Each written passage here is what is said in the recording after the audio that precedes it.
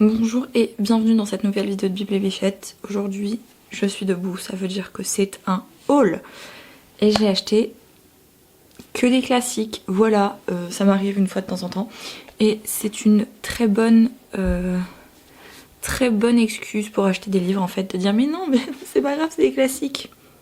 C'est pas parce que ça coûte moins cher que ça prend moins de place. Enfin bref.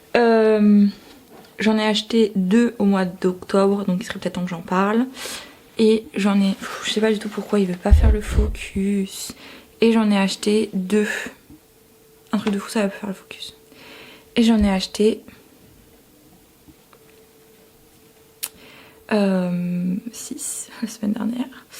Donc, on va partir tout de suite sur ceux que j'ai acheté et que j'ai lu, hein, du coup. Depuis au mois d'octobre, on commence avec J'accuse d'Émile Zola. Alors, est-ce que c'est vraiment un classique? Non. Ah oui, j'ai oublié de préciser qu'une grande partie de ceux que j'ai achetés là, c'était parce que...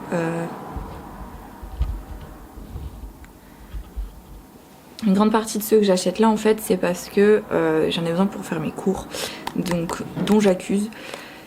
Et je l'ai déjà lu, hein. Et voilà, c'est pas très cher. Ça, c'est la version Hatier classique et compagnie lycée. 3,40 €, ça va, il y a un petit dossier qui va pas mal m'aider. Il y a des petites caricatures aussi dedans, hyper bien. Voilà, j'en parlerai dans ce que j'ai lu cet hiver, je pense, enfin cet automne. Et voilà. Rien de bien folichon, c'est J'accuse quoi. Mais c'est le seul Zola que j'ai acheté. J'ai acheté plus de Flaubert, moi, que de Zola. Puisque j'ai décidé que j'allais redonner une chance à ce bon vieux Gustave. Parce que voilà, hein. Il serait peut-être temps que je passe d'un auteur français à un autre, quoi. J'ai aussi acheté et lu Salomé de Oscar Wilde, pareil pour mes cours puisque je vais faire travailler mes élèves dessus. Ça c'est la version folio théâtre qui coûte, je sais pas, folio ils écrivent jamais les prix, en plus c'est les codes là.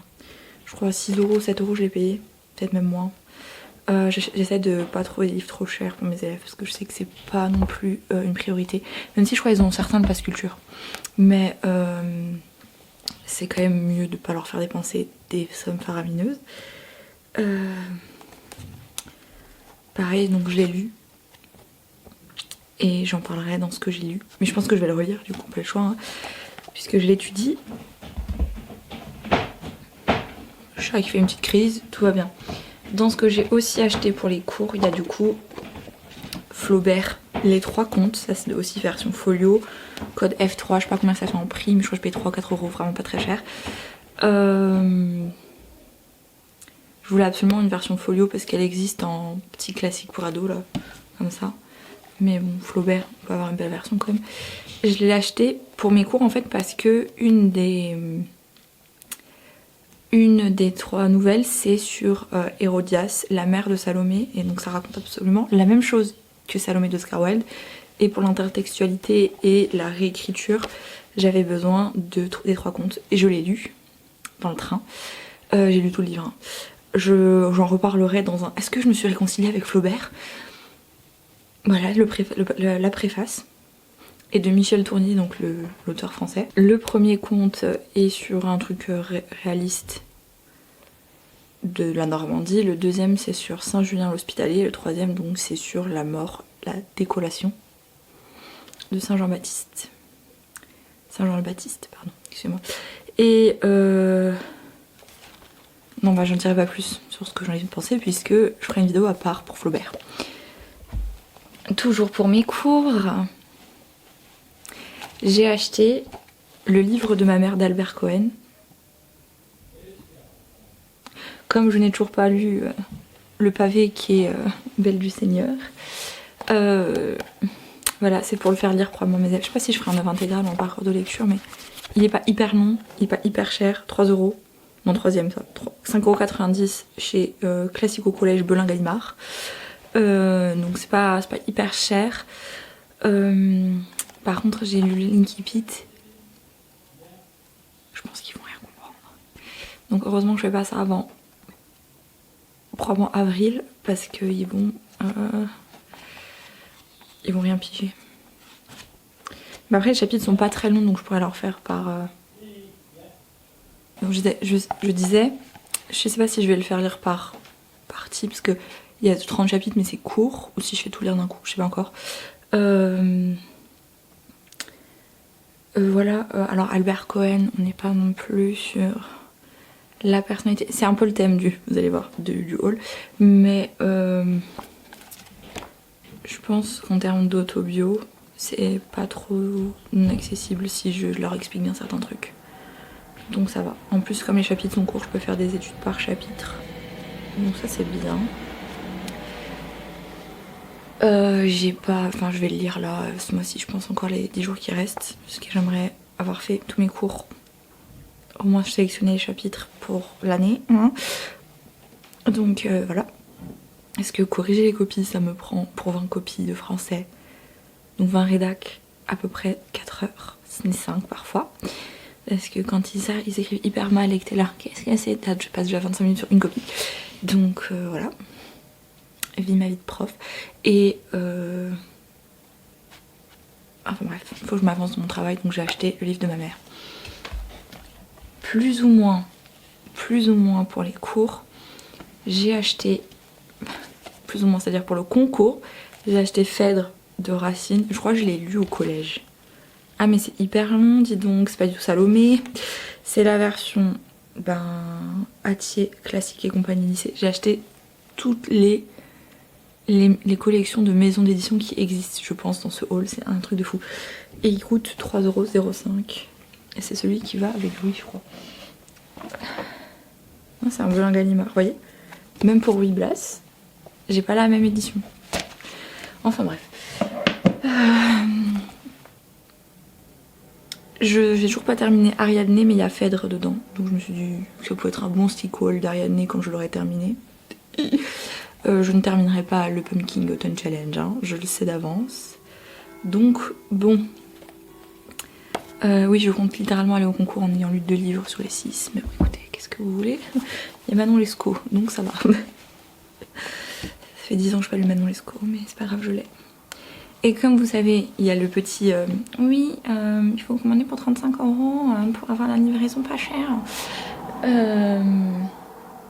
En plus, j'ai eu un truc avec la Fnac, je sais pas pourquoi. Je voulais une livraison chez moi parce que j'ai la carte Fnac et tout, donc la livraison est à 1 centime. Et ils m'ont livré à Toulouse. Wilson, je n'habite plus à Toulouse du tout. Je suis hyper loin de Toulouse là. Donc j'ai dû me débrouiller pour trouver les livres puisque j'avais absolument besoin des 3 comptes avant-hier. Donc j'ai dû me grouiller quoi. Enfin c'était tout un truc. Quand t'as une librairie près de chez toi mais qu'ils ont pas trop de stock que t'as envie et que commander ça prendrait plus de temps et que tu es prise par le temps, c'est très chiant. Donc je crois que j'aime pas trop le libraire là-bas. Donc bref, vite les villas de la campagne quoi. Super. Donc j'ai dû commander pour 35 € et en fait j'y suis pas arrivée donc j'ai quand même payé les frais de port. Mais j'ai acheté si dur. Bref. Comme je disais, j'étais dans ce truc de donner une seconde chance à Flaubert, alors j'ai acheté... Est-ce qu'on dit Salambo ou est-ce qu'on dit Salambo? Bref, de Flaubert, puisque c'est un truc qui se passe à Carthage. J'étais team Carthage dans la guerre punique, vous voyez. J'ai eu 19 je crois, à mon 18 ou 19 à mon partiel dessus, donc on a... Oh, c'est écrit tout petit.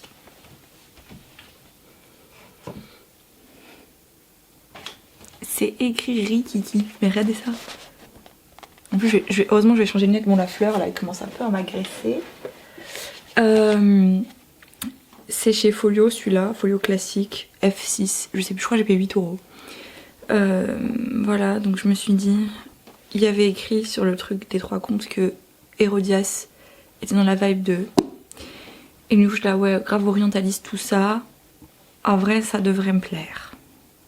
C'est pas très progressiste au terme du 21e siècle. Mais en général, j'aime bien. Parce qu'il fait chaud dans l'ambiance, vous voyez. Là, c'est l'hiver en plus. Je sais pas, il y a quelque chose qui me plaît. Ça doit être ça, je pense, la chaleur fausse. Hein. Des orientalistes, on est d'accord, hein, mais...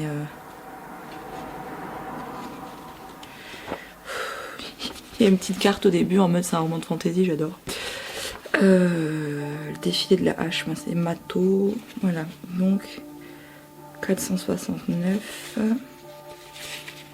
moins 43, ça fait 400, ça va, 426 pages. Je suis pas prof de maths, hein, je vous rappelle. Donc ça va, il est gros. Il est plus ou moins aussi gros que la faute de l'abbé Mouret, même s'il me semble que la faute de l'abbé Mouret, c'est plus petit, plus grand. Largement.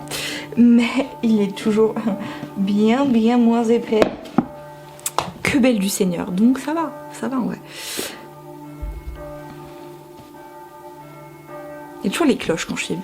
Je sais que je dis ça à chaque fois, mais il y a toujours les cloches quand je filme. Là c'est un enterrement qui se termine. Et ensuite je sors totalement de ma zone de confort. J'ai acheté L'Ensorcelé de Jules Barbet d'Aurevilly. Bref. Je sais que là je tombe clairement dans autre chose. Hein. Déjà j'ai rien pigé au résumé, donc je pense que ça... Et en fait comme j'ai rien pigé, je me suis dit ok, je vais lire, je veux bien voir, ça se trouve je vais détester. Je l'ai acheté chez Folio, donc F6, donc je suppose qu'il coûte 8 € aussi.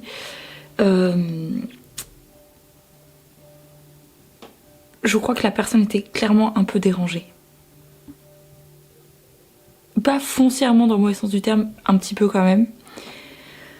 Mais j'ai compris qu'il y avait un truc, enfin il y a écrit « Les lendemains de la chouannerie dans une atmosphère de campagne barbare où interviennent des pattes jeteurs de sorts et des vieilles femmes hantées par le souvenir de leur débauche, Jeanne le Hardoué, une aristocrate claudélienne, mes alliés, non mais sérieusement, d'âme et de corps à un acquéreur de biens nationaux est ensorcelé par un prêtre l'habillé de la Croix-Jugand qui a tenté de se suicider par désespoir de la cause perdue et dont le visage monstrueux porte la trace des tortures qui lui ont fait subir les bleus. » I mean, that could be a royalist text, mais bon.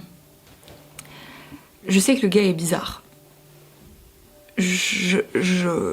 J'étends mes horizons littéraires sans lire les auteurs qu'il faut pas lire. Donc en vrai... Oh, c'est écrit tout petit aussi. Mais bon, au pire je déteste. Au pire DNF ça va en boîte à lire, enfin, je sais pas. Et dans un thème pas similaire mais un petit peu quand même, j'ai acheté La Religieuse de Diderot. Je sais pas, la couverture est incroyable. C'est chez Pocket. 3,90 toute taxe comprise. Il veut pas du tout le focus aujourd'hui, c'est un truc de fou. Ah mais c'est avec des lettres. C'est avec des lettres? Ah non, il y a des lettres. Mais ok, bon, c'est philosophe quoi. J'ai jamais lu Diderot, mais j'ai quasiment lu aucun philosophe. C'est la littérature du 18e, c'est clairement pas mon truc normalement. Ouais, c'est vrai que c'est pas mon truc, mais non, let's go. Mais c'est que c'est des trucs qu'en général je ne lis pas foncièrement. J'aime tellement le 19 que le 18 en général je le laisse de côté. C'est vraiment pas un siècle que j'affectionne plus que ça. Donc je pars sur un truc un peu... voilà. Mais bon, parce qu'elle est une enfant illégitime, Suzanne Simonin est enfermée par ses parents chez les religieuses de Longchamp où on la force à prononcer ses vœux. Dans ce violent réquisitoire social, Diderot fait un chef-d'œuvre de roman anticlérical, gothique et libertin. C'est pour moi. C'est pour moi. Donc je vais voir. Et pareil, en pire je dis NF et je mets en boîte à lire. Boîte à livres, c'est pas si long en plus, donc je pense que je peux le lire en 2 heures, 3 peut-être. Donc voilà, comme vous le remarquerez, comme vous l'avez probablement déjà remarqué, je ne lis quasiment pas de classiques écrits par des autrices. Encore moins des classiques français. Alors qu'en roman contemporain, genre post 1960 on va dire, je ne lis quasiment que des autrices. À part George R. Martin, Michael McDowell et Tolkien. Bah c'est avant du coup. Mais vous voyez quoi. Et je lis pas de classiques écrits par des femmes quasiment. Si j'ai lu... J'adore Mitsu de Colette, je l'aime trop. Je suis toujours en train de lire Frankenstein. Je suis navrée, Guillermo del Toro, j'étais pas à jour pour le livre, pour le film. Et les Sœurs Bonté. Voilà. Genre quand je lis des classiques écrits par les femmes, c'est genre vraiment des classiques quoi. Et je vous rappelle que j'ai essayé de lire Northanger Abbey, que c'était tellement... que j'ai vendu tous mes livres de James. Parce que je comptais tous les lire. C'était franchement ça m'a gonflé. Donc voilà, enfin Je sais pas. Pourtant il faudrait que je lise plus d'autrices. Hein. Donc si vous avez des classiques écrits par des femmes à me conseiller, en sachant à peu près, d'après le haul, ce que j'aime, parce que ça se trouve vous débarquez ici, hein, ce que j'aime, merci de me laisser un commentaire. Je vous en serais hyper reconnaissante.